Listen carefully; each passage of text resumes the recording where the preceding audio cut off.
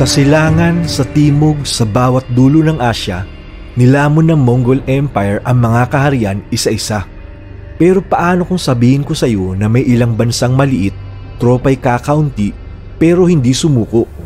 Ito ang kwento kung paano pinahiya at kinawawa ng Vietnam at Indonesia ang makapangyarihang Mongol Empire.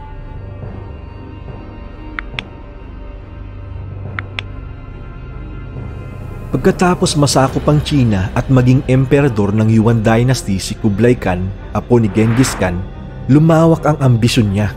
Hindi sapat ang Hilaga, gusto niya pati ang Timog. Una niyang tinutok ang kanyang mata sa mga karatig na lupain sa Southeast Asia. Mga bansang basa ang klima, mas masukal ang kagubatan at higit sa lahat, mayaman sa kalakal. Taong 1257, si Kublai Khan ay isa sa mga pinuno ng Imperyong Mongol. Sa panahong ito, pinamumunuan niya ang kampanya sa silangan ng Asya. Layuning palawakin pa ang imperyo hanggang timog. Ang una nilang target ay Dai Viet, ang sinaunang Vietnam. Ang mga Mongol sa pamumuno ni Uriang Kaday, anak ni Subutay, ay nagpadala ng mensahe. Magpasakop kayo o wawasakin namin ang inyong lungsod. Tumanggi ang mga pinuno ng Dai Viet, kaya't nagsimula ang unang Mongol invasion ng Vietnam. Mabilis na pinasok ng Mongol ang kabisera ng Dai Viet sa Hanoi. Nagapi ang hukbo ng Vietnam sa unang salpukan. Ngunit hindi dito nagtapos ang kwento. Sa halip na harapin ng direkta ang Mongol, umatras ang mga puwersang Vietnamese sa kabundukan at kagubatan. Gumamit sila ng taktikang gerilya, madalas na pag-atake, bitag at pagsabutahe. Sanay ang mga Mongol sa bukas na labanan sa kapatagan, pero dito sa maputik na gubat ng Vietnam, hindi umubra ang kanilang taktika.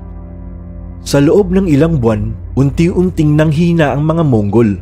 Wala silang pagkain, pinapatay ng sakit at walang mapagpahingahan. Sa huli, napilitan silang umatras pabalik sa Yunnan. Hindi pa tapos si Kublai Khan. Noong 1285, bumalik siya, ngayon bilang emperador ng Yuan Dynasty sa China. Sa pagkakataong ito, malaki ang hukbong ipinadala niya. Pinamunuan ni Prince Togan, anak ni Kublai. Ngunit handa na ang Vietnam. Ang kanilang pinuno si Tran Hung Dao ay isa sa pinakamatalinong general sa kasaysayan ng bansa. Gumawa siya ng strategic retreat at bitag. Hindi hinarap ni Tran Hung Dao ang mga Mongol ng harapan. Sa halip, sinunog nila ang mga ani, itinago ang mga pagkain at inilikas ang mga tao papunta sa mga kabundukan. Ginutom nila ang kalaban. Sa bawat pag-usad ng hukbo ng Mongol, wala silang makitang supply. Gutom, pagod, nalilito. Sa halip na tahasang labanan, pinaikot-ikot ni Tran Hung Dao ang mga Mongol sa makakapal, maputik at mabahang kagubatan. Ang mga kabayo ng Mongol na sanay sa malalawak na kapatagan ay nahirapang makagalaw. Ang kagubatan ng Vietnam mismo ang naging kakampi ng mga tagapagtanggol. Mula sa likod ng mga puno at anino ng kagubatan, sumalakay ang maliliit na grupo ng mga sundalong Vietnamese. Hit and run, ambush, sabotage. Hindi binigyan ng Vietnam ang mga Mongol ng pagkakataong makabuo ng maayos na labanan. At parang pumanig pa ang kalikasan. Dumating ang malalakas na ulan, bumaha ang mga ilog, bumagsak ang lupa. Ang mga daan ay naging putikan. Ang mga Mongol ay lalo pang nalugmok sa pagod at gutom. Sa tamang oras, sabay-sabay umatake ang buong hukbo ng Dai Viet. Sa mga labanang tulad ng Chuong Duong at Ham Tu, tinambangan at winasak ng Vietnamese ang mga Mongol. Napilitan si Prince Togon na umatras, halos mahuli pa sa gitna ng kaguluhan. Sa labanang ito, pinatunayan ng Dai Viet ang isang katotohanan. Hindi sapat ang lakas ng hukbo para makamit ang tagumpay.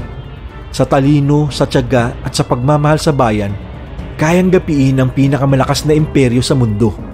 At ang Mongol Empire, napilitang yumuko at umurong pabalik, talunan sa isang maliit ngunit matatag na bansa. Sa huling pagkakataon, muli silang bumalik. Taong 1287, Si Prince Togan ay muling nagdala ng malaking hukbo, sinamahan ng dambuhalang Mongol Navy sa ilalim ni Admiral Omar. Ngunit may mas malaking plano si Tran Hung Dao. Sa labanan sa ilog Bakdang, ginamit niya ang mga patibong na kahoy na matulis na itinanim sa ilalim ng ilog. Nang dumaan ang mga barko ng Mongol habang high tide, walang nakapansin. Ngunit nang bumaba ang tubig, sumabit ang mga barko at dito sila inatake. Wasak ang Mongol Navy at muli silang napaatras. Galit na galit si Kublai, pero natapos na rin ang pagsubok nilang sakupin ang Vietnam. Napagtanto ng hari ng Dai Viet na baka bumalik pa ang mga Mongol kung hindi sila kikilos. Kaya pumayag sila na magbigay ng maliit na tributo bilang pagtanaw sa kapangyarihan ng Mongol. Dahil dito, tulad ng inaasahan nila, hindi na sila ginulo pa. 3 beses silang sinalakay, 3 beses silang lumaban at 3 beses nilang pinauwi ang pinakamalupit na imperyo sa kasaysayan. Bibihira ang bansang hindi nasakop ng Mongol Empire at ang Vietnam ay isa sa mga iyon. Dahil sa talino ni Tran Hung Dao sa tapang ng mga mandirigmang Vietnamese at sa mapanlikhang taktika na ipagtanggol nila ang kanilang bayan. Minsan, hindi lakas ang tunay na sandata, kundi talino, tiyaga at pagmamahal sa sariling lupa.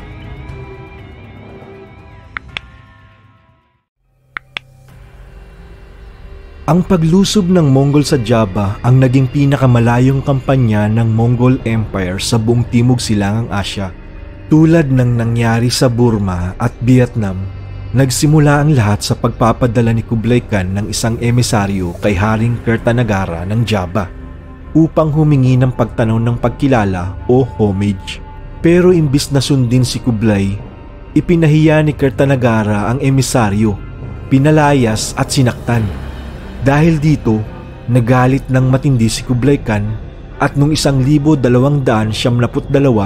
nagpadala siya ng malaking naval expedition. Halos kasing laki ng pwersang ginamit niya nung sinubukan nilang sakupin ang Japan. Ang Mongol fleet ay naglayag mula sa Quanzhou at dumaan sa open sea, hindi sa baybayin ng Malacca o Sumatra. Dahil sa lakas ng hangin at marahas na alon, halos hindi makakain ng mga sundalo ng ilang araw sa dagat. Sa unang bahagi ng 1273, lumapag ang mga Mongol malapit sa baybayin ng Rembang sa hilagang silangang bahagi ng Java. Ngunit pagdating nila, patay na si Kertanagara. Ang Java ay nahati na sa giyera. Si Raden Wijaya, manugang ni Kertanagara, ay lumapit sa mga Mongol at nakipagkasundo. Tulungan ninyo akong talunin ang bagong kalaban, si Jaya Katuang, at kami susuko sa Yuan Empire. Tinulungan ng Mongol si Wijaya. Tinalo nila ang mga rebelde sa Mujafait at sa bayan ng Daha. Matapos magapi ang lahat ng kaaway, nagbago ng plano si Wijaya. Hindi na niya kailangan ng Mongol at ayaw niyang ibigay ang kanyang kaharian bilang pasasalamat. Gumawa siya ng dahilan para bumalik sa Mujafait at kasama niya ang maliit na grupo ng Mongol na bantay. Sa gitna ng paglalakbay, pinaslang ni Wijaya ang mga Mongol guards at biglang umatake laban sa kanilang hukbo. Gumulong ang gulo, ambush dito, ambush doon. Napilitang umatras ang natitirang Mongol army pabalik sa dalampasigan. Pagkatapos ng 4 na buwan sa Java at sa gitna ng matinding init at sakit, nagdesisyon ng Mongol na umalis, dala ang mga bihag at kayamanan na kanilang nakolekta. Ayon sa tala, 3,000 Mongol ang nasawi sa ekspedisyong ito. Kahit na may dalang ginto, pilak at sungay ng mga rhino, hindi ito naging sapat para mailigtas ang kampanya. Ang pinuno ng ekspedisyon ay pinarusahan, pinalo ng 17 beses at kinumpiska ang isa sa 3 ng kanyang ari-arian bilang parusa sa kabiguan. Sa huli, ang Java ay hindi lamang nakaligtas sa pananakop, kundi nagsilang pa ng isang bagong imperyo, ang Majapahit Empire, na magiging isa sa pinakamakapangyarihang kaharian sa kasaysayan ng Timog Silangang Asya. Sa kasaysayan ng pananakop ng Mongol, makikita natin na ang lakas ay hindi lamang sa dami ng sundalo, kundi sa tibay ng puso. Hindi lahat ng malaki ang nananalo, at hindi lahat ng maliit ay basta-basta nagigiba. Hindi lamang espada at lakas ang nagtatagumpay. Minsan, katalinuhan, pasensya at tamang pagkakataon ang tunay na sandata ng kalayaan.